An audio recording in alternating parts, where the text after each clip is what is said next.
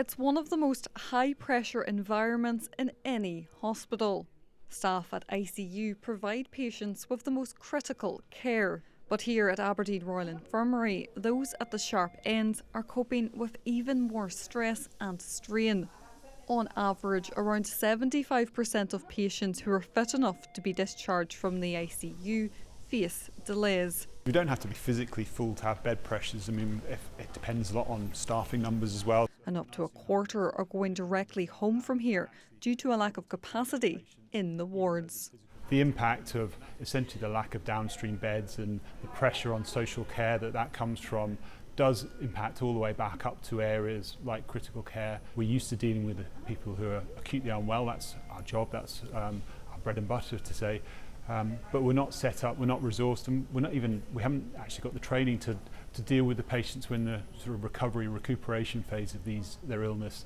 More patients are being forced to stay in ICU for longer than necessary. It means many aren't in the right place to get the care they need. The psychological distress from some of the stuff that goes on the unit, there's sometimes some pretty upsetting stuff that happens, and they can be witness to that. There's the lack of sleep. I mean, this is an environment that is busy 24 hours a day, so the ability to get back into a normal sleep-wake cycle is really important in terms of recovery, and if people are not able to do that, that hampers their recovery as well. Elsewhere in the hospital, that pressure doesn't ease. Every day, this hospital is coping with a 110% occupancy, meaning there just aren't enough beds to meet demand.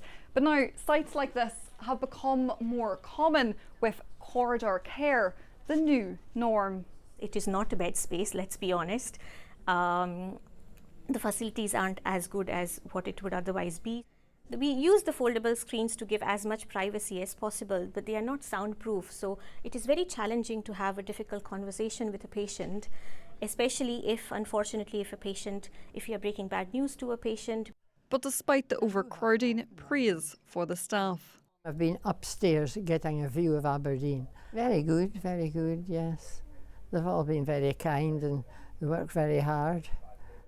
NHS Grampian has the lowest number of acute hospital beds in the country per head of population, but demand isn't falling. Staff are forced to make difficult decisions while providing the best possible care they can. It's very difficult coming in every day knowing that you're going to get the constant demand. We need more beds. That patients are more unwell. Patients' families for patients that are in the corridors obviously aren't normally happy about it. So it's dealing with the sort of complaints that arise from that and just trying to give your patients the best care that you can. But with the increase in number of patients, it just becomes more and more difficult. But the problems aren't only within the hospital.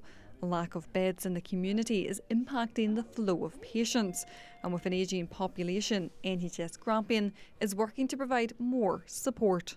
We are desperate to try and get people home first, so that community needs to expand. So we're doing a lot of work with shifting some of our resources into community to try and ensure that from front door we're turning people away and getting them home. So we're putting in that supportive wraparound care at home for those that are able to go home, in order to keep them safe, manage them at home, do these assessments in their own home where they've got more familiar environment. The Scottish Government says it's working with the Health Board to provide support for both its finances and performance. But those on the ground fear things will only get progressively worse and can't see an end in sight to the growing pressure. For staff, providing the best care they can to patients continues to be their highest priority. Gráinne Ní Ghrian, STV News.